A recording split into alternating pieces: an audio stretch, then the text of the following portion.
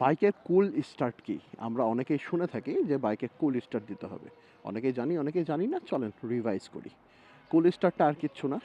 সকালে মানুষ যখন ঘুমায় থাকে, তখন আমরা কি মানে কিভাবে ডাকি মানুষটাকে? আলতোভাবে ডাকি, আদরের মাধ্যমে ডাকি, তাই তো? আপনার বাইকটাকে ওইভাবে করেই ডাকতে হবে বা ওইভাবে করে স্টার্ট দিতে হবে। বাইকের ১ম স্টার্ট মানে দিনের ১ম স্টার্টটা বাইকটাকে দিতে হবে আলতোভাবে করে। যেমন ইগনিশন সুইচটা ওপেন করবেন। কিক আলা বাইক যদি থাকে তাহলে কিক দেওয়ার চেষ্টা করবেন ফার্স্ট অফ অল। আর কিক আলা বাইক যদি না থাকে তাহলে আলতোভাবে স্টার্ট দিয়ে রেখে দিবেন ৩০ সেকেন্ড থেকে ১ মিনিট।